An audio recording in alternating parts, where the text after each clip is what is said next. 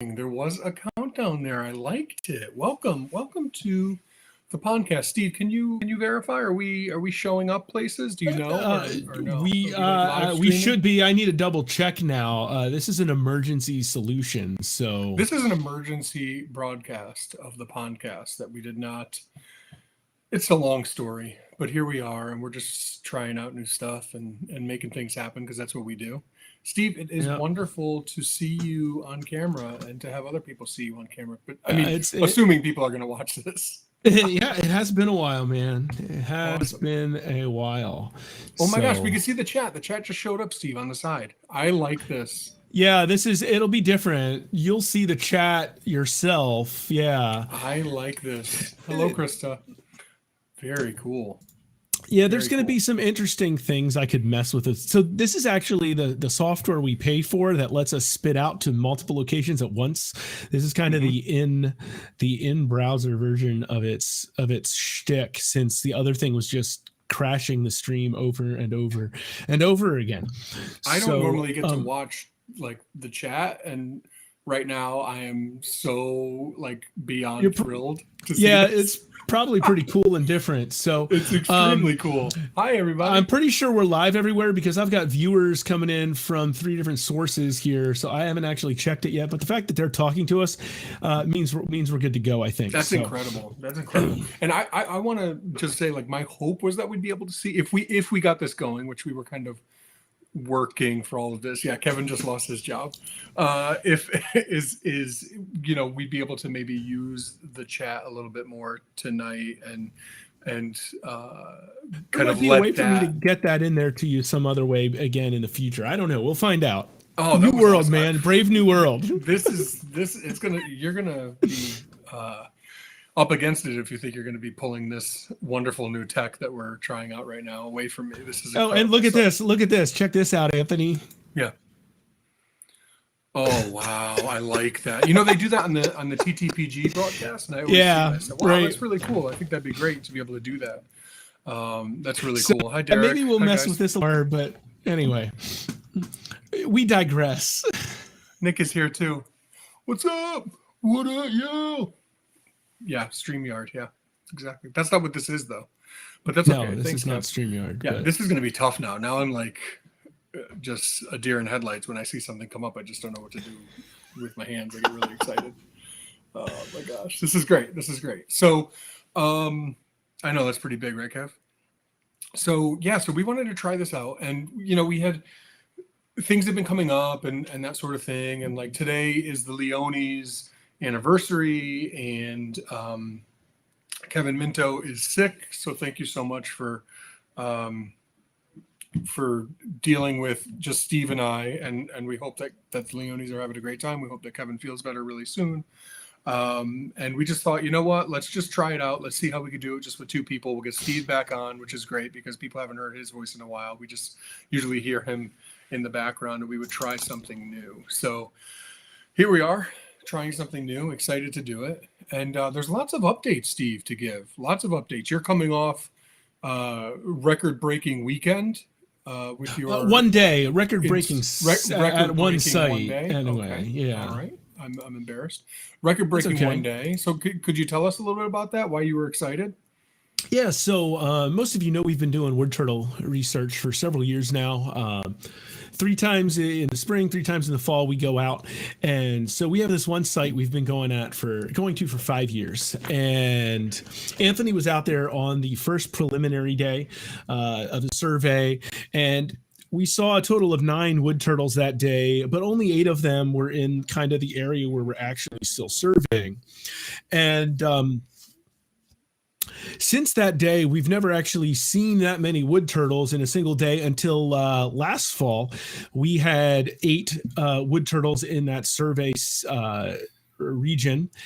And then just on Sunday, yesterday, we hit 9, and 8 of them were on clock, which was the most we've ever had during that timed part of the survey protocol as well. So we were really kind of excited. We saw 2 new females as well. And so Andy and I ran a count, by the way. And this is boggles my mind. at all the sites we've done during part of this survey, if you including the one that we were only at a couple times and no longer use, Andy and I have seen more than 100 unique wood turtles during this work. That's incredible. Isn't it though? It really 100. is. That's like, incredible. So boggles my mind. on clock, so you're talking about, a timed study, because then that gives you a more measurable idea of like, we went out and we spent 2 hours this time, and we went out in the same spot and we spent 2 hours this time. And now we can see, this like it's trends, because you're not like comparing a 10-hour trip to a 2-hour trip, or a trip with 40 people to a trip with 2 people, right? You're trying to keep and even trends with it, you don't really look at trends from survey to survey to tell you anything about the population, though. Sometimes it tells you more about just the conditions on a given day.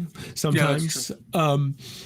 I mean, it was the weather on Sunday. It was really cold in the morning, which was awesome, but it was a clear, sunny day. So the sun got in, the turtles got to moving a little bit, got up to 55 or 56 or something. So it was almost like an ideal November day to find the wood turtles. So, and if anyone tuning in is not aware, Steve gets very excited about the weather. If you think he loves wood turtles, just get him talking about the weather. It's very exciting. So. It was so great. It was cold in the morning. Like, dang, I hate when it's cold in the morning. That's really really cool. So I wanted to start off with that positive note. Something else that I wanted to touch on just in general is like I love that, Derek. I miss Minto. Me too, buddy. Me too. I wanted to touch on, and I don't know how you're feeling about this, but I know how I've been feeling about this, and I've been kind of open about it on a couple episodes now. We just recorded one yesterday of Turtlely Devoted, which we haven't released yet, but so I don't mean to double dip, and the conversation would definitely be different with Shannon than it would be with you, but like the pressure for those of us who are working with animals in captivity, rare animals in captivity, and the pressure that goes along with that. Like I know, Steve, you like me had a lot of like unfortunate or frustrating things happen this year, but at the same time, a lot of things that really should be celebrated. Oh, totally. So I wanted to talk to you a little bit about that. So let's just go into those projects and kind of what's been going on for us, because we don't normally get to talk about that stuff when we have guests. So but people I think really enjoy hearing about that from people that are actually, dealing with that stuff. So what are you, let's start with what did we hatch this year? Let's go back and forth. You say one, then I'll say one. You have more, so you start. Okay. That way we can alternate a little bit better. Okay. Spangler, the black-breasted leaf turtle from Vietnam. Okay. So now you. we'll just follow right from there. So I actually hatched Spangler myself as well for the first time this year. And the one that hatched here, Anthony and I were super stoked about this turtle hatching. It is our first F2 from our combined effort. So one of the animals that Anthony hatched, I think in 2014, that came down here shortly after she hatched. Lisa and I raised from a hatchling, and she laid her first eggs this year. And the first egg that she laid hatched, I can't remember, late September, early October. I don't remember the exact date. And so it seems to be doing all right. We've seen it poop, which is really exciting. A lot of you who breed turtles and have hatchlings, like, especially if you don't get to watch them eat for something like that can be kind of secretive, like a hatchling spangleri, when you see poop, that's exciting. I love poop. Like turtle poop is exciting, man. So a pooping baby spangleri, I'm like, that's a win. I made a joke one time when I was talking to Yun Ro about the monk who we had on episode, I think 60 or 62. I can't remember which one it was, but it was quite a while ago. February. Now. Yeah. This is episode 81, by the way, if anyone's keeping track. But I made a joke that he and I were talking, and I said I've never wanted to see a male genitalia more than with a couple of turtles that I've been raising up and just hoping they turn male. And you're totally right though. Like you never want to see poop more than with one of those like rare hatchlings that you're just trying to get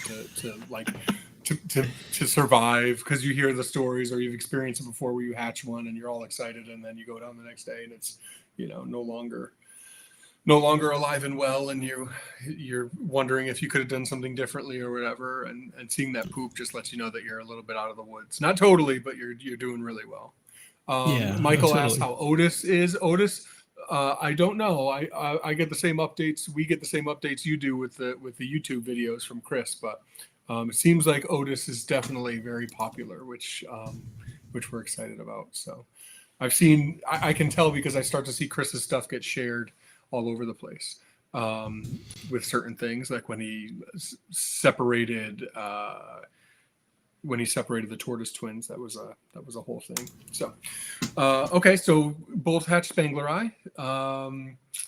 I hatched Moremis anamensis, the Vietnamese pond turtle, for the first time this year, which was really exciting, including a color morph that I didn't necessarily anticipate, which was really, really exciting. Okay, now you. I'll start with the one that everybody probably remembers is Cicalia quadriochelata, 4-eyed turtle. This is year number 4 of having hatchlings, I think. I think so. 4. I think I've gotten successful babies 4 out of 5 years or something like that. Awesome. 17, 18, 19, 20, 21. Yeah. Awesome. So we hatched 2 more this year. So those were. It's always, I always love getting those. They're adorable little things. I feel like I don't really have to worry about them when they hatch. In general, they seem to just get going pretty smoothly. That's awesome. Okay, I'm already sick of this game that I made up. So let's do it differently. What species that you hatched this year was the most exciting? The most exciting. Take your time. Nobody even knew we were having a show tonight, so we're all playing with house. Right, I know. So this is I don't really know how to answer this. So what I thought was going to be the most exciting one ended up maybe not quite being the most exciting one. I don't know how many people have heard this. I haven't published it a lot on social media yet. So do you want how much of the story should I tell, Anthony? Hey, I think you know where I'm going. We got nothing but time. All right. So back in May, last October, somebody sent me another ringed map female on loan. So brought the total number of them here to 3 males, 2 females. And it's pretty awesome. Yeah, for sure. And what ended up happening? Well, so fast forward to May from last October, really excited. She laid a nest right around Mother's Day, right? Excavated it. It was 2 eggs, put them in the incubator, all excited. Like 2 weeks later, she laid 3 more eggs, put them in the incubator. Like this is getting to be really exciting. Like 2.5 weeks later, she laid 2 more eggs, like a 3rd clutch. Now we're talking like, okay, this is a lot for a map turtle to lay 3 clutches. Especially these narrow-headed species, like any map turtle, 3 clutches is kind of towards the upper limit, right? So 2.5 weeks later, she lays another. It was actually, she lays another 3 eggs or whatever it was. 2, 3, 2, 3. Yeah, it was 3 eggs. Put them in the incubator. Like this is like unusual. A female ringed map turtle laying 4 clutches. I've now got 10 eggs from her in the incubator.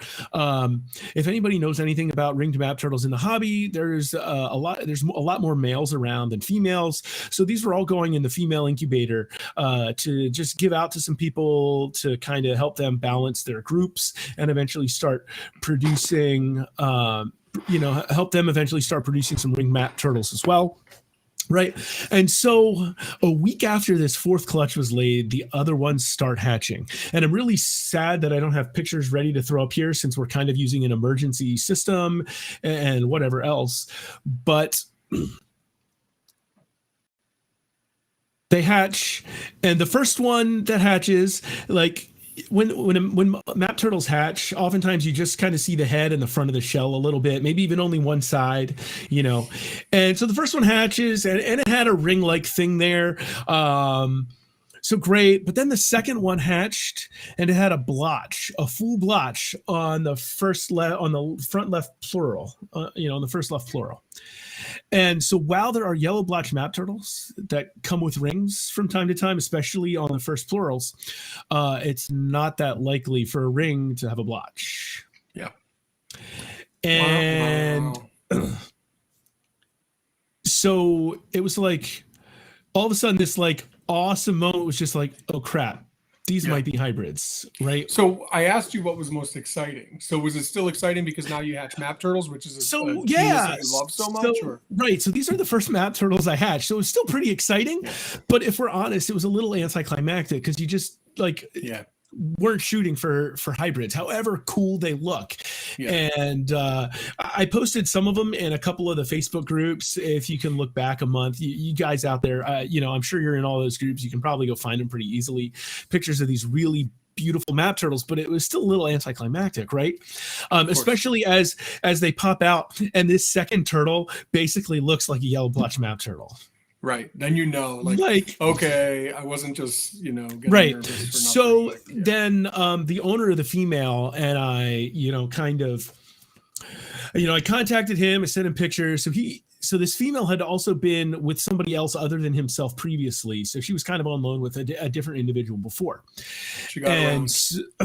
And so turns out at some point, long enough ago, she was actually housed with a male yellow blotch, but she had never produced offspring. She never even really nested. And so, we end up with, ultimately, by the way, she laid a total of 5 clutches for 13 eggs of hybrid map turtles. Again, absolutely gorgeous, but like I don't need to keep 13 hybrid map turtles long term either. So I've already was able to find somebody in PA here who was interested in a couple of them. So I've got 11 still in the house, but like I said, gorgeous turtles, but it was anticlimactic despite how exciting it was to finally hatch map turtles. And I keep turning towards the screen that is normally my control screen, and my camera's up here in the middle. So I'm sorry for all of you who think I'm not looking at you out there. I need to it's been so long since I've been on air. So it's good. It's exciting. Like for us, it's like, I don't know. It's like riding a bike. Like we did this so many times in the past, but it has been I know, right? Yeah. So, and I'm used to hearing your voice because you're usually talking in the background, right. but totally. The viewers, the listeners can't normally. I've upgraded my audio equipment since everybody else last heard me too. So. Yeah, so if you're wondering why he sounds extra sultry tonight, that's why. Thank you so much for being active in the chat, guys. It's awesome to see you guys.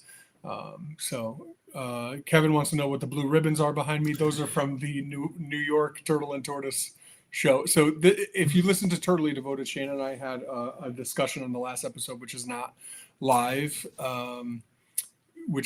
yet, available yet, but it will be this week. And one of the things we talked about is I built a laundry room for Shannon, and that's where I'm sitting right now. And she basically said, like, I don't really love the laundry room. One day last week while I was at work, and she like set it up for me. Like, you can record your podcast down there. It's awesome. As you can see, the lighting is not great. We're working on it. We're workshopping some things, not just new tech, but also just, a new spot for Anthony to sit. So, so we decided to put those up. But those are from past New York Turtle and Tortoise Society shows where they have like best in show and stuff like that, which is kind of weird, but I don't know. I like to go once in a while and bring turtles. People get excited to see turtles. I get excited to see turtles, so I like to bring turtles and have other people get excited to see turtles. So, yeah. So I'm going to take us on a tangent since we're talking about the ribbons that you won at the New York Turtle and Tortoise Society stuff. So do you remember the gentleman who took a bunch of those pictures of you that day you won like a million ribbons? No, I remember him, but I don't. So his name was Tony, right? Okay. All right. I think that let me Tony Monahan. Does that okay? Ring a bell? I remember that name. Yeah. Are you like Googling this right now? No. I was pulling up my email actually. Oh. So I don't know that I've actually gotten to tell you that. I don't know that I've actually remembered to tell you this when we've been on the phone. Actually, so 2 Fridays, 3 Fridays ago, so a little more than 2 weeks ago, I met Tony. He was down here. He actually wanted to meet with me and, kind of get to know a little bit more about the Turtle Room. So awesome. Tony is in the process of, he's writing a book that he's going to call Turtle Encounter, Turtle Lovers Digest, or I don't remember the name of the book now. That really stinks. But anyway, yeah. So the idea of the book long term is he wants to highlight a bunch of places where people can encounter turtles without necessarily going into the wild or having to take turtles out of the wild, especially. Like he wants to kind of use the book to remind people that that's not a cool thing to do, but he also wants to, provide a bunch of places where people can encounter turtles, be them zoos and aquariums, things like that. But the other thing he wants to do with it is also highlight a bunch of turtle-centric nonprofits, places that people might be able to get involved with helping turtles, whether it be through donating or volunteering or things like that. So I actually got to meet Tony a couple weeks ago and kind of get to know him a little bit and let him get to know a little bit more about the Turtle Room, so he can eventually include us in this book he's working on. So, I love it. Very cool. He reached out to me actually too, and we talked. I think I spoke to him on the phone about together to talk about things. Yeah, because he's like in the New York area, and I think he's working with somebody in the Massachusetts area, which is like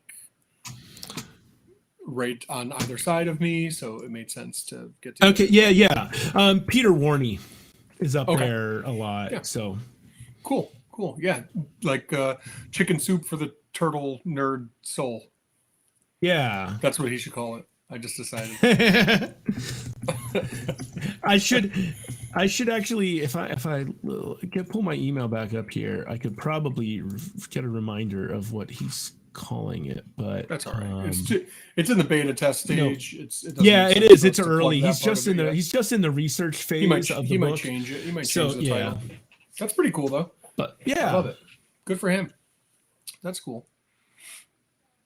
Going back to our conversation about exciting hatchings, and we'll focus on the positive. My wife Shannon thought that I hit my head because she heard me like screaming. Sometimes I hit my head a lot because I'm really tall. Well, and your basement's short. Yeah, it happens. Actually, I pulled a muscle in my neck this weekend because I was like carrying some stuff and I hit my head. And when I hit my head, I kind of shocked myself and freaked out and ducked really quickly, and I pulled something in my neck. It's still bothering me. I've been definitely partaking in a little bit of Aleve and ibuprofen. But so she thought I hit my head, but I was screaming because I hatched a japonica. That was a few weeks ago. Geomyda japonica, Ryuku black-breasted leaf turtle, which is something I've been working on for a long time. It's weird because I highlighted them in the book that I wrote, but I used our partner Ben's information on the species because he's been hatching them for a long time. He's really really talented turtle breeder and captive husbandry specialist who's got a lot of experience in zoos and things like that, a lot of zoological experience. So anyway, he helped me do that, but I always kind of felt like, just a little bit of a fraud on some level. I mean, fraud is a strong word, but when you're actually able to do it yourself, it makes all the difference in the world. So that was really great. And yeah, uh, basically she thought that I hit my head on something because I was screaming so loud. My daughter, actually, it's funny. I can remember when I was a kid, the Cowboys being in the Super Bowl, and my father was a Cowboys fan, and I'd never seen him like that before. He was just like jumping up and down and screaming and acting like a little kid, but with his man voice. And it was startling for me as a child to see that, like him just going wild, and I didn't understand how important that was for him. My daughter was downstairs with me when I saw that egg had hatched, and I was screaming, and Yeah. I could see the look on her face that she was like, "What is wrong with my dad right now?" So don't worry, it's just my life's work. No big deal. No big deal. But so yeah, so like, and I have to remind myself, and that's the main thing that I wanted to get into, Steve. One of the things that I talk about, I've talked about this on Turtly Devoted, I've talked about this on the Pondcast, and I actually have recently talked about this as a guest on Amphibicast. If you haven't checked that out, and if you happen to like frogs at all, it's a really cool podcast by a gentleman named Dan from New York, and it was a really nice opportunity. He asked really good questions. He also has a really good radio voice. But I brought this up again, so I won't go into it too far. But I have a couple other things to share that are a little different. I can't really jump that much though, Nick, because my head is up. For number one, I'm huge, so elephants don't jump, as you know, and then also my head is already like here, so I can't really jump that much. It's kind of like jumping in place, so like squatting down and doing a little jump. I don't know. So the idea of negativity and how much that affects us as human beings, and how we're drawn to that, like scientifically, like chemically. So there's a social scientist named Amber Boydston, who I've heard speak a couple times. She's really brilliant. She has some really cool books. She also does some research on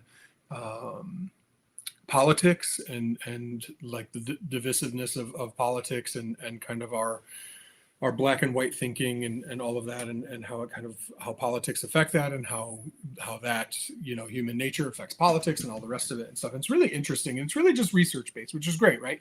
Like, this is a science based audience that we have for this podcast. And so her research shows that for every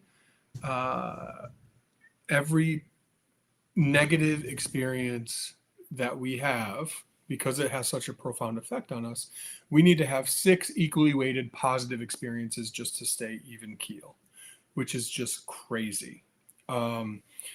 This is why, if you're just going along like normal, everything is hunky-dory, it's just whatever, your day in, day out life, whatever, and something negative happens, you stay down longer. Something positive happens, you're back down to normal by like lunchtime, right? The negative stuff just has a more profound effect. And you probably have heard me talk about the tiger in the waterhole before, that we evolved by the people who were able to focus on the tiger and stay away from the danger, were able to survive and pass on their genes, as opposed to the person who's just like party time, focus on the waterhole and doesn't think about the tiger and then gets eaten.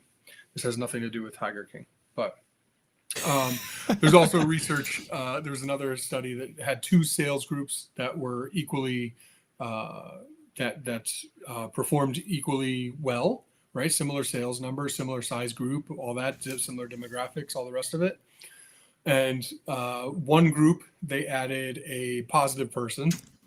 One group they added a negative person. Steve, what do you think happened to that group? What happened to their sales? The negative. Oh, they dropped. They dropped. Totally dropped. What happened to the group that had a positive person added? Of course, they went up.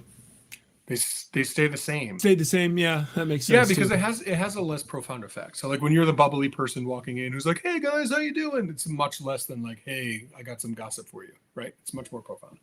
So I find myself, and I have to remind myself of this, I put so much pressure on myself, and I'm a positive person. I've always been an optimist. I feel like the more I get into turtles, the more I become a pessimist, and I can't help myself but realize that, like, we're in a rough spot in the world, and now I'm like a father of daughters, and I worry about them, and I worry about the world that they're living in, and all of the rest of it. It's a lot. There's a lot to worry about.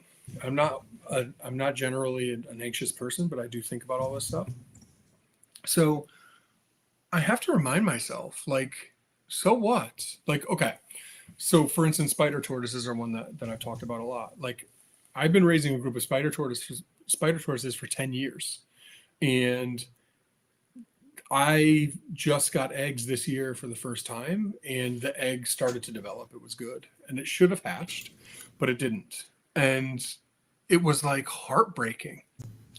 Japonica, which I said I did hatch, I got fertile eggs last year, couldn't hatch them. They went almost full term and died. Earlier this year, I got a clutch both fertile, 2 eggs again, both died. And then got another clutch. And by that time, I'm like, this is just the worst. Like, it's like heartbreak over and over and over again to get this close after trying for so long, you know, and then they hatch. And it's like incredible until, you know, the next thing.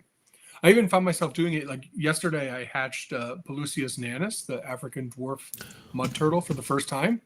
And I've had the adults here for 65 days. They came here 65 days ago, and yesterday I hatched an egg. But it was a 4-egg clutch, and I only hatched 1 out of the 4 eggs. Remember the last group of nanus? On the negative. The last group. Remember the last group of yours? Mine? Yeah. Do you remember? Yeah. Oh, talk about a heartbreak, right? Yeah, but I mean, that's what it's all ups and downs, right? And that's what we have to remind ourselves. It's like it's all ups and downs. So he's talking about the last group. The last group was captive bred by our partner, Jared Siatkowski, who was our partner at the time, and he was one of the first people in the U.S. to breed them, and he sent the hatchlings to me, and I raised them up, and I had 1 drown. There were 4. I had 1 drown, and so I had 3 that made it like to sub-adulthood. They were like almost adult size. And I moved them to a larger enclosure, and the next day they just all died. Like I set it up. I gave them a medium waterland. It was huge. The temperature, it wasn't even like the cold time of year. The temperature was perfect. And they had made it over the winter. I let them get cold at night. They were down at like 60 degrees at night, no problem. I moved them to this enclosure, and then the next day I went to check on them, and they all had like foam around their mouth. I have no idea what they got into, what the situation was. I assume it had something to do with stress because there was no chemical involved or anything like that. So yeah, that was pretty miserable. Yeah. And then still my friend had the confidence in me to be like, hey, I have some adults and I need them to be babysat for a little while. But good news, it's like they should lay eggs probably while you have them, because it's coming up on egg laying season. And they came here, and like 4 days later they laid eggs, and then 57 days after that the eggs started to hatch. Well, 1 egg hatched anyway. So yeah, the other ones didn't make it. They went full term. But like that's the yes, you were, Chris. You were right. You guessed right. I said that. You're not. I believe I responded afterwards and said you're not wrong. But yeah, you nailed that. By the way, that was pretty good, because all you could see is like some, you know, not very descriptive picture of like a black turtle, what appeared to be a turtle in an egg. Yeah, but that was pretty cool. So lots of firsts this year. I had one weekend. Yeah, lots of great firsts. I had one weekend where I hatched 3 new species in one weekend, like that I had never hatched before in my life. Like that's crazy. Yeah. I mean, like before this year, I'd only hatched 4-eyed turtles, right? I mean, talk about a weird only turtle who hatched. But this year I added, I had way more eggs from way more turtles and hatched, 3 more species, because I also hatched pure yellow blotched map turtles this year. I have 1 male and 1 female. And that was really cool. They're doing pretty well, I think. I'm a bit behind on doing some habitat stuff just because of all the wood turtle stuff. Through the last several weekends, I just haven't had the time to.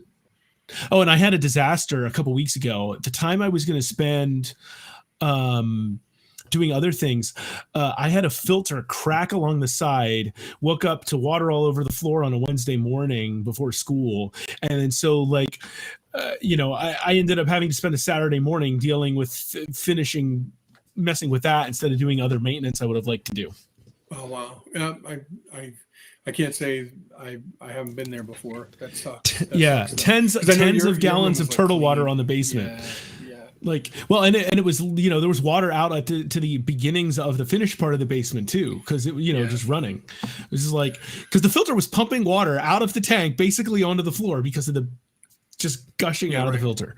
I don't want to talk about floods right now, but that's okay. I know other people have it worse, but like, Yeah. That was rough for me this year. But do you find yourself like struggling, like focusing on the like, oh man, they were hybrids, or like, you know, the spangler eye egg that didn't hatch, or that sort of thing? I don't think so. I mean, You're maybe pretty optimist. yeah, like Optimistic, I am.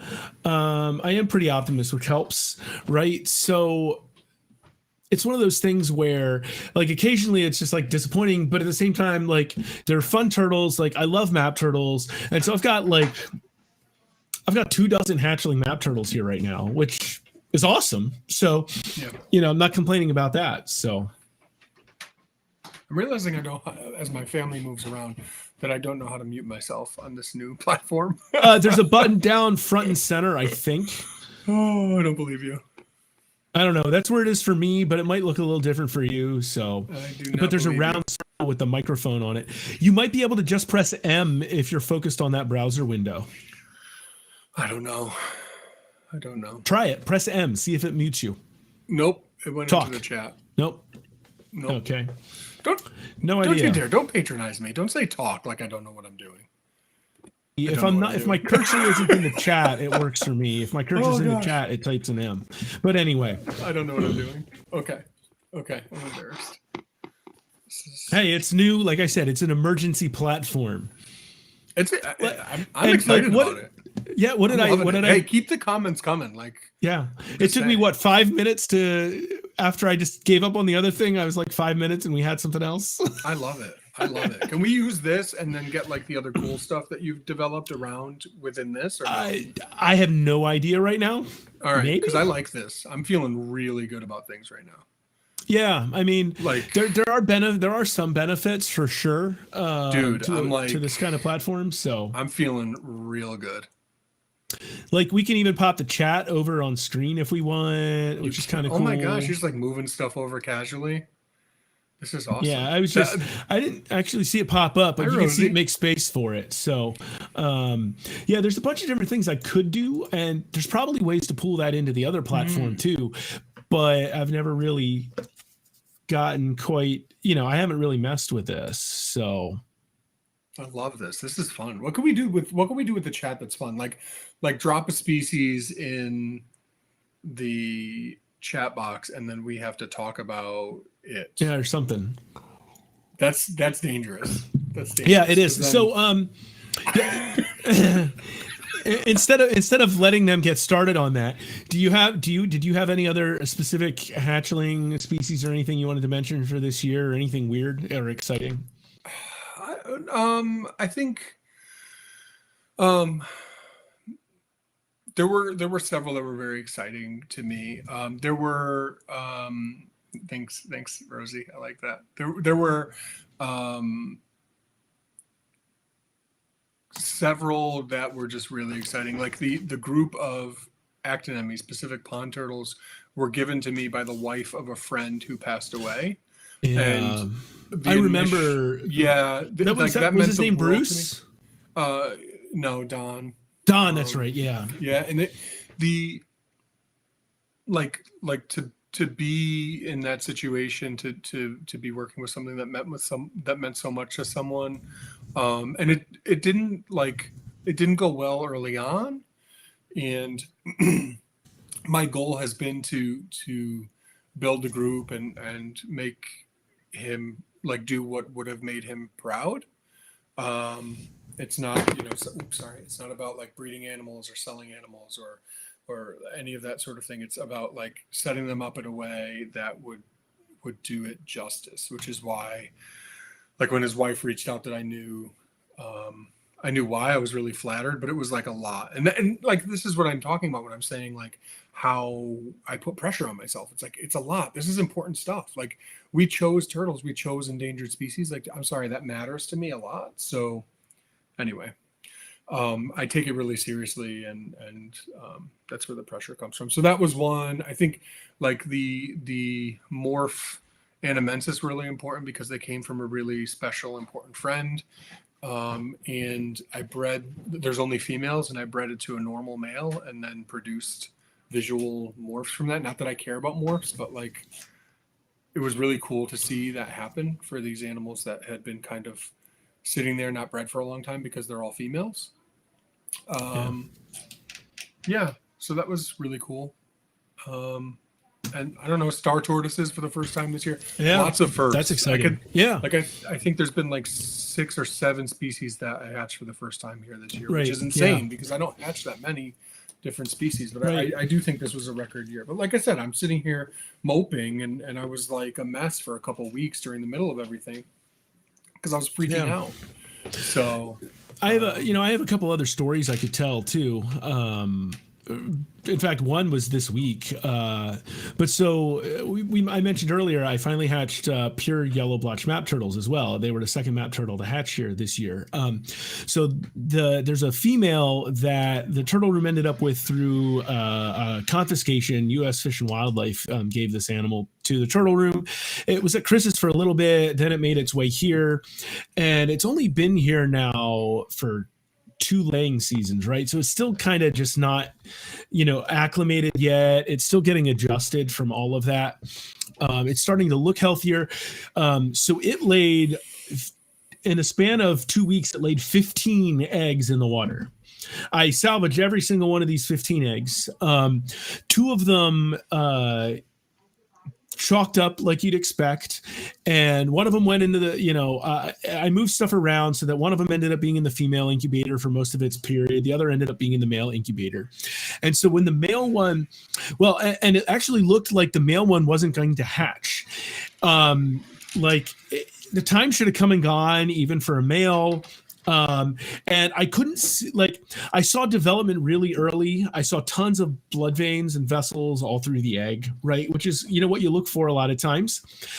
But there were so many of them, you couldn't see much else. And so even though I was candling this, at 70, 75 days, all I could see was this network of blood vessels in this egg. And it was still that way. And so I don't remember if it was 75 days, 80 days or whatever. I just kind of left it in the incubator and stopped paying attention to it, right? I just thought, whatever, I'll check on it in a little while, I'll toss it eventually kind of thing. And I went back to the incubator to do something. I don't remember what. And I open it up and sure enough, there's a little turtle that's hatched, right? And by the looks of it, it only hatched probably within 24 to 48 hours. So I managed to get lucky that it wasn't sitting in their hatch for 10 days to a week either, or 10 days to 2 weeks. So sometimes turtles just surprise us in good ways too, like that. It's oh, this egg I thought wasn't going to do anything. Look at that, baby turtle. Yeah, that's crazy. That's really crazy. I want to answer Nick's question about incubation techniques. I think whenever I can, and this is just obviously speaking for myself, but whenever I can, I incubate at natural fluctuating room temperatures. For some species, it's really difficult not to do that, like spangler that are incubated at at room temp. I keep spangler eggs between 69 and 75 degrees. Yeah. If it gets any higher or lower, then I move them. So I'm constantly playing musical shelves with the egg incubation containers. This year last year and going into this year, I really fell in love with vermiculite and felt like that was gonna be my savior, that hey, 1-to-1 vermiculite, because when you do that, you can ensure they have enough. Now maybe some species need a little more, but at least they have enough humidity, enough saturation, but you never have too much. The eggs don't get wet, but all the humidity and saturation is right there in the substrate, and you can measure it. So you can actually weigh that container and say, okay, at 1-to-1 by weight, water to vermiculite, I know that this container weighs X grams if it has 10 eggs in it, right? And then you can go back 2 weeks later and say, oh, wow, it lost 7 grams. Let me put 7 grams of water back in with a pipette, right? It didn't really go well with certain things. And part of my frustration and failure this year with japonica, so that's a pill I have to swallow. The first clutch of japonica eggs this year, I lost because I was falling in love with vermiculite and feeling like this was going to solve my issues. I went back to the original way that I used to hatch spangler when I hatched the first 15 eggs I ever got. And when I was writing the book and feeling like I knew what I was doing. And then now I've been having trouble with spangler, but was able to hatch japonica with that. So I think there's so many different variables that you don't that you can't really like account for because you change one, but maybe something else was changed since then too, and it's such a small sample size, right, Steve? I feel like we've been talking about that for like 10 Yeah, years. Spangleri eggs are naturally a small sample size because you only get to try something with one or two, maybe three eggs a year if you're lucky from a single animal, right? And it can be really hard to, unless you have a ton of adult female spangleri, to get enough eggs to really run any kind of experiment with.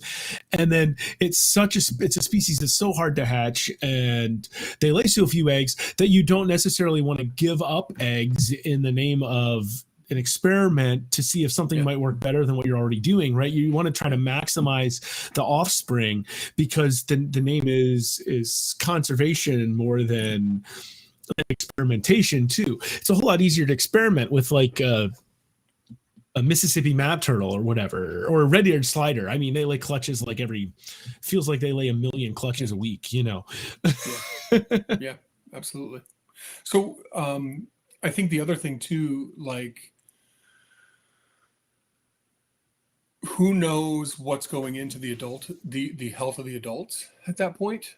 So like if the female or the male doesn't have the right supplementation, that sort of thing, and now you're changing substrates, you could think, well, the substrate wasn't right, and that's why you switch something. You know what I mean? Right. So I think that it's really tough to quantify what variable it could be, because at any point there's probably like 12 to 15 variables that are like right in your brain, and then an unknown amount of unidentified variables out there as well that could be affecting things, like like the pH of the water. I moved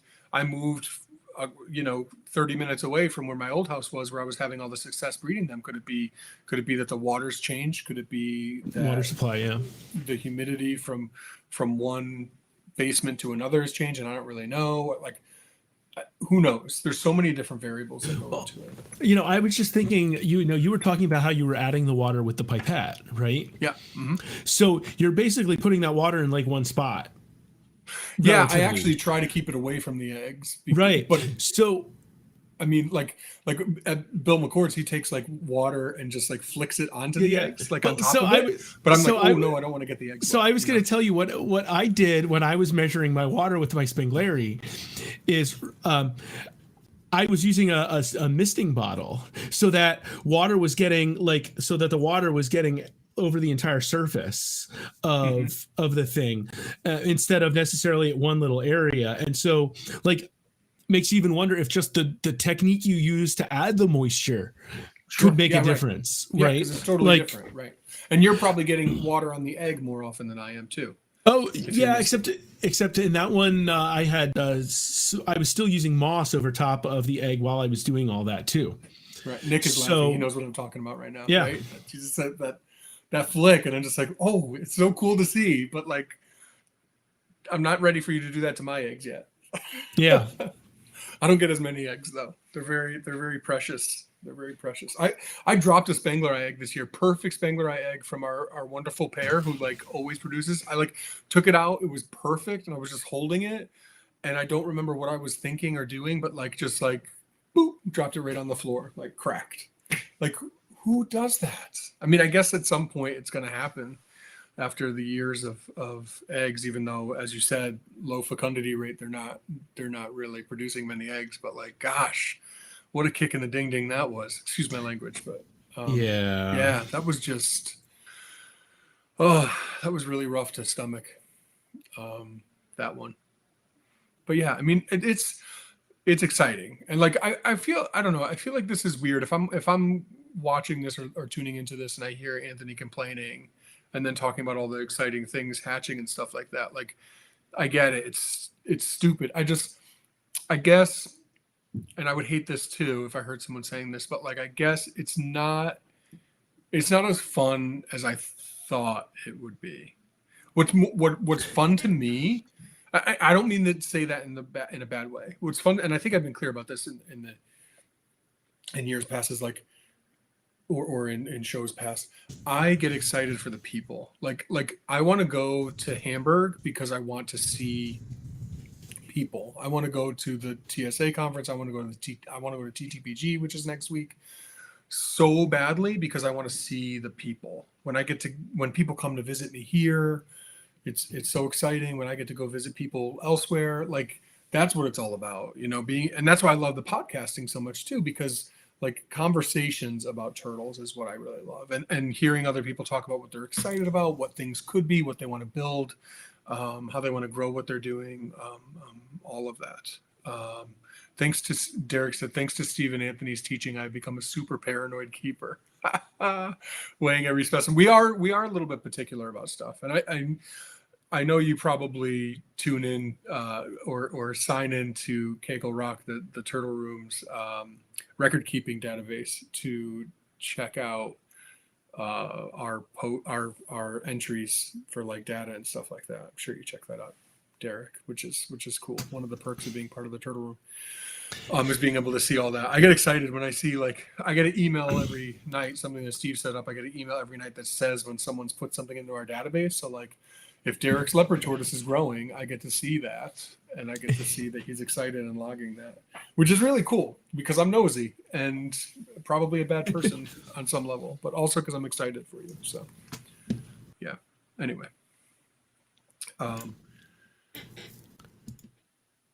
yeah. So I think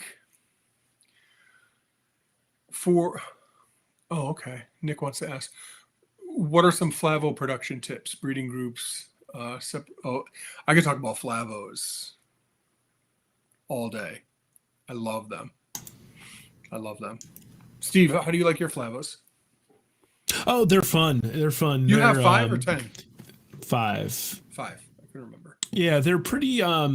They're always pretty active. They like, anytime I'm in that room, they just kind of run over there. They're one of those things that's kind of behind on getting their water changed, so they're kind of stinky right now. Which, as Anthony knows, is very unusual in my house, because it's one of the differences that Lisa and Shannon always talk about between. Yeah. I think I have 34 Flavos. Yeah, it's all I knew. How did that happen? Right? But I have a friend who was like, I'll trade you a couple Flavos I'll trade you a Flavo for an adult Flavo for a couple hatchlings. And then he had a lot of adults. So every time I'm like, yep, 2 hatchlings for an adult. Yep, 2 hatchlings for an adult. So that helped. But another friend of ours, who I won't name, but I was talking about it. He has about 90 Flavos, adult Flavos. And he just lets them roam his yard. And I'm thinking about how he feeds them. Like, you just bring home roadkill. Like, you see a raccoon or even a deer that got hit, and you could bring it home, and they would just eat that, the whole thing. But yeah, so tips for Flavos. So what I've been doing that's worked really, really, really well. 24 Flavos, nice. That's what I'm talking about. So Ray is actually someone who I stole this idea from, so I can't take credit for it, but it's worked extremely well. So indoors, when he was first talking about it, like, oh, it's difficult, it's got to be difficult. I'll set up maternity wards for the females, and I've actually had other species do really well with this, like ambos, Cora amboinensis, the Asian box turtle. I've actually the actinemies that I bred this year, I did this way too. So I'll bring them in, and I have these setups that's basically just a terrestrial setup with a water dish big enough for a turtle to go in, and a hide, and then a basking light off to one side, and I'll bring the flav. They're very easy to palpate. Like, you don't want to do this necessarily with your North American box turtles, who will crush your fingers, but when you palpate them and you can feel the eggs, because they have very large eggs, you could bring the females in, and sometimes I'll have like 6 that are gravid at the same time, and I just kind of keep them in an enclosure with shallow water, and then I will rotate the gravid females into these setups, and I can usually tell, because I know in my head, like, all right, I've been palpating this one for a week and a half, and it's been gravid the whole time.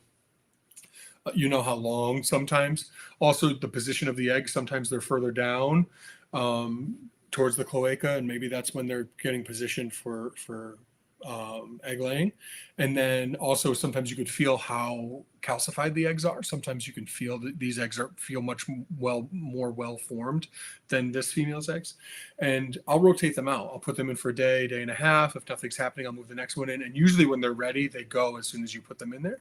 And then I could be getting eggs, I could have a couple of those setups, and I could be getting eggs from 2 females a day, sometimes maybe 3 females a day. If one goes a couple hours after I put it in there, then I put another one.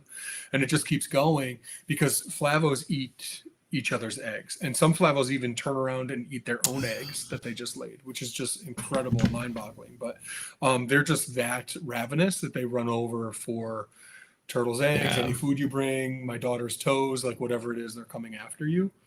So they're almost like piranha. Like you drop a food dish and next thing you know, there's 15 of them all over it that are jockeying for position. So they're really, really cool. Young flavos, you have to keep them in water. You have to keep them super duper duper wet. Otherwise they love the water. They'll just they do great. And then it's easier to feed them because you could just drop pellets and mix in other things. Obviously, pellets are such an important part of a nice balanced diet, a staple for a nice balanced diet. So that's really important, I think. So they're great. For anyone who says you don't have any, get them. For anyone who says you have them, get some more. They're terrific. Like they really, really are. And they're really cold hardy. I'm up here in Connecticut and I didn't do it on purpose last year, but a couple of them I couldn't find and they survived the winter outside with no hibernacula at all. They just dug down. I happen to have like a spot that used to be the compost pile for the previous owner of the home, and they dug down and they were awesome. Yeah, but I think flavos for me are also, as Chris mentioned now, Chris Drake are one of the best species to keep in terms of behavior as well. So I feel like Spangleri and Japonica are up there for me, and McCordi and flavos are up there in terms of just how absolutely wonderful their personalities are. So. Someone else asked if they could pick our brain about something tank problem. Yeah, we can do that. Steve might be your guy on tank problems. He's wonderful. Just saying. Use that chat to dump the details. In the meantime, here I'll tell another story. Tell a story. Story time with Steven. I like this. Steven with a PH. So I mean, everybody out here likes Diamondback terrapins. So I've never actually kept Diamondback terrapins. I've got all my map turtles and everything. This week, I had a gentleman contact me on like Wednesday, I think it was. He works at a lab here in the county where I live. And he's like, hey, we ended up with a Diamondback terrapin that came in a soil sample, right? So now I have a hatchling Diamondback terrapin of known locality. Locality Diamondback terrapin, baby. Like by happenstance. That's illegal. It is and it isn't, right? Like nobody like actually harvested this turtle, right? It ended up in a soil sample that everybody had permits for. I wouldn't even be surprised like there's actually a wildlife refuge in the place where I wouldn't be surprised if the soil sample came from there. The turtle was small enough; it was clearly probably going to overwinter in the nest, right? And so all of a sudden now it's got to like not overwinter in the nest. So interesting. What how big do you think the soil sample was? Like there was only one turtle in it, so it couldn't have, like I don't know. Like, it couldn't have been that big, right? One would think, but so like this turtle got dug up, tossed in some kind of container, right? Well, it depends on what they're doing, right? But so this turtle got dug up, put in some kind of container, shipped, dumped out, like who knows, right? Like it's not like this was overnighted. You don't overnight soil samples. Yeah. Right? Like yeah, and it's in the soil too, just like pack. It could be in the soil, packed in and everything. Yeah. It's really interesting. So like from an oxygenation or whatever, it's just like pretty interesting that like this turtle made that journey, and so now it'll get a chance to live out its life in captivity, but really unusual, right? Like never Never thought that would happen. Yeah. Yeah. All right. That's So crazy. it looks like Kristen has her thing in here. Red ear slider brought in from his pond, larvae, tiny rods, I know what rod it shapes is. that reproduce in the tank. Finally seem to hatch in the tiniest reddish worms. Single thread filament. Oh, if you think you know what it is, go for it. I think so. Twitch in the I've water. not had. I think it's like midges, like bloodworms that turn into Yeah. midges, like mosquitoes that don't bite. Basically, Yeah. When you see them flying, they look just like a mosquito. They're gross, and they're definitely like something that happens. The other things Right, that so- us aquatic turtle people get are the drain flies that look like little black moths, but they're like super duper small. Those Yeah. are gross, and those are like the bane They're of my everywhere. existence. The house Yeah. spiders love those little flies too. Well, the house spiders don't get them enough in my house. Yeah. But they're not little drain fly assassins Right. like I am. So, Kristen, the problem is you probably have some of them that make it to adult phase, and they're back to the water after you clean the filter and the tank. Yeah. I don't really know what a good solution for that is. Thankfully, I've not really dealt with that one. You use really good filtration. Your stuff is just inside. I personally bring a lot of stuff from the outside. Like I'll Right. bring That's a big difference. logs and leaves and things like that into my terrestrial enclosures from outside. I bring roaches in from outside. Thank you, Steve. That's a whole other different story. That is my wife that learned is a about story, because of man. him on the pod, on this very show. My wife learned about the roaches for the first time. That was because that was the first time I got spangler eye, and I was so excited and nervous. 2013, I was so nervous, and the gentleman brought an enclosure with him so that I could just keep them exactly what they were used to, and I just brought it right in my house, and I saw one crawl out, and I was like, the hell was that? Turns out, people in the South deal with different bugs than we do. And yeah, so I had a roach infestation in my basement. That was, we don't live there anymore though. And luckily they died off because once I took the turtles out of there, they didn't have, but they would come out sometimes at night. When it got bad, I would feed the turtles. I have to go down and get the food right away so that they couldn't get it. And sometimes I can go down at night, turn the lights on, and see them in the enclosures. Be like, ooh.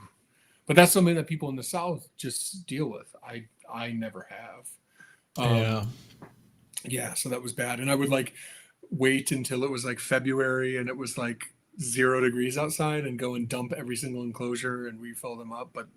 And then they'd be gone for 6 months, and then I'd see one and be like, oh gosh, when you see one, there's a lot more. So anyway, thanks for bringing that up, Steve. I really appreciate that. Rosie, I'll call you Rosie since I'm talking to Steve over here. But that was really rough. So yeah, I think, Kristen, it's really difficult and it's an uphill battle. I'd like to know, Kristen, if you don't mind, where you live. And I say anywhere south of Alberta, Canada, keep that baby outside year round. Let's go for it. I care about animal welfare. Let me just say that, but they do really well outside. Yeah. It was 26 degrees the other day and my alligator snapper. Oh, there you go. Oh, I'm so sorry. She is in Canada. Winnipeg is to the west of Alberta. Just saying. Oh, that's so funny. Yeah. So maybe she's just trolling you though. Maybe she's just she was because I was the one that said the stupid comment. She didn't ask for that.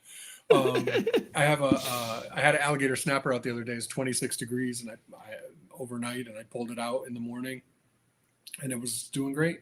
I put it into my garage because that's getting a little cold. But yeah. So yeah, that red ear slider needs to come in. Yeah. I'd actually be really curious I bet they could make it. They're established in Canada. Winnipeg isn't that far north. Yeah. Yeah. Where in Canada do you know? Is that I know they are in Ontario. Is that Scott Gillingwater's? Yeah. He's seeing them out there? It was either him or Another guy I know from the TSA conferences. Very cool. That's awesome. I mean, it's not awesome, but it's just insane that a species from Texas can do that. Crazy. Mary wants to know what platform we're on. We are on Restream. Is that what that's called, Steve? Yeah, so we're using, so we normally use Restream for one aspect of the show, but we had some technical issues, so we jumped over to its in-browser studio for this tonight. I love this so much. This is just terrific. Mary has some sulcatas that she wants to rehome if anyone's looking for any. That's tough. That's tough. Not as tough as sliders, but that's tough. I helped rehome a sulcata like the end of the summer that was just massive. So big. Like, it was a good thing I was there because the person I was with couldn't pick it up. It's just like insane. He would, and the owner would put a strawberry on a string and get it to walk around because just nobody in the family could pick it up. It's just massive. Massive. Anyway. Cool species. Yeah. This was fun. This was a lot of fun. Before we did this, I was like, oh, I don't know. It's been a while, and I don't know that it's, truth be told, I don't know that you and I ever did a two-man cast. We did. We did? Okay. Yep. Because we had John with us for a while, and then we had Amanda with us, and then I could remember at least two that we did together. One where we talked about moving, and one where we talked about like reptile library. Because was that just the two of us? Yeah, we were going back and forth with books. I feel like we've done that episode a couple times, but one of them was just you and I. Okay. And I think we've done, if I had to put my money on it, which I'm not a gambling man because because I'm barely a man. I think we did I think we've done more than two, just you and I. Yeah, it could be two that I can remember. It's been so long though that it's just like, it's like riding a bike, man. Yeah. Oh, totally. It's awesome. If I knew this was going to be, if I knew beforehand that this is going to be end up how things are going to work tonight, I would have moved my camera a little bit to make this a little bit easier as opposed to, but, that modem behind you is weird, or whatever that thing is with the antennas. This? Oh, that's a Lego Star Wars craft. Oh, I'm embarrassed. Yeah. The modem's up there in front of me, but yeah, that's a Lego Star Wars ship back there. Of course, you've got Bonsai there, in the Matt Patterson original. Ooh, that was awesome. That's terrific. Yeah, yeah, he did a Spangler Eye one that I sent him some pictures for. So, I didn't remember if he actually ended up doing that one or not. So, what's up, Mr. Dolanish? Dolanish. Potato. I never know. I can never tell. So here's a good question as we try to probably wrap this up a little bit. What species did you not hatch this year that you're most hopeful to hatch next year? This is a challenge. There's a couple. That's why it's a challenge. That's rough. And we'll go rapid fire and I'll answer some of the questions that I see coming in from the chat right now, which is awesome. But really good question. I would say spider tortoises I already talked about. I'm going to name a few. Spider tortoises, galbinifrons, which I see they breed more than anyone I know, turtle or otherwise. And and probably Corapani, the Pan's box turtle, and Galbinifrons is a flowerback box turtle, one of the original flowerback box turtle. Yeah. Before it was separated into different species, subspecies, and species. But I like all of them could. I don't see them as things that will, but they all could, if that makes sense. So anything happens, it would be like definite bonus. But like, because I got the fertile egg from the spider tortoises, that's the one that is like really sticking in my mind. It's like, wow, that was close and it didn't happen. So How about you? Okay. So for me, it's going to be a trio of map turtles. I'm hoping that somehow this female ringed map turtle decides to lay pure ringed maps next year. But other than that, Barber's maps, which like they should be breedable. I got the tiniest egg from my biggest turtle this year. Like it was like a little bit bigger than a jelly bean from from a 1,400 gram Barber's map turtle, right? And then I want I'm hopeful for fertile Texas map turtle eggs. I now have a second male that I should be able to drop in there that's big enough. So that's actually going to happen this fall. Drop that male in that tank, and hopefully next year, instead of getting another couple rounds of infertile eggs, hopefully I finally get some fertile Texas maps. Speaking of which, and I sent the pictures through our Turtle Room WhatsApp chat, but Lisa got to see Texas map turtles in the wild a couple weeks ago. So she saw Texas map turtles in the wild before I did. My gosh, she just like took pictures and said like she was in Austin. She was in Austin, Texas for her conference, and the Colorado River, which is the drainage system they live in, runs right through the heart of Austin. So she went walking down along the river and saw Texas map turtles, Texas cooters. There were some Mississippi map turtles, probably a couple other things in there too. But I think those were the three she saw the most of. Awesome. So that's so crazy. All right, I have to answer questions. First of all, Andrew, it kills me to answer this, but I'm not coming next week to TTPG, which kills me. I'd love to see your new place. Is it next week? Isn't it the end of this week? Is it the end of this week? I thought it was next week. Whenever, within the next 2 to 9 days, stuff will be happening. I will not be there. I'm so sorry. I absolutely love what the TTPG does with their conference. It's incredible, and I won't be there. But hopefully next week. There you go. I wasn't wrong. And then Steve Rosie is asking me about the fish, the fish and this wonderful duck decoy, handmade by my professional mentor, Alan McKenzie, who was a furniture mogul and businessman in the 1960s and 70s, and then decided that he wanted, and 80s, and decided that he wanted to do something that mattered more. And he found himself in like the social work arena, which is where I got a lot of my professional training and experience before moving to the veterinary field. And he's a wonderful person, and he likes to carve cool stuff out of wood. So duck decoy, and that's just like a decorative fish, which is really cool. It's a brown trout. There you go. And we go, and he is the person who taught me how to fly fish as well. So I owe a lot of my man card to that man, if that makes any sense.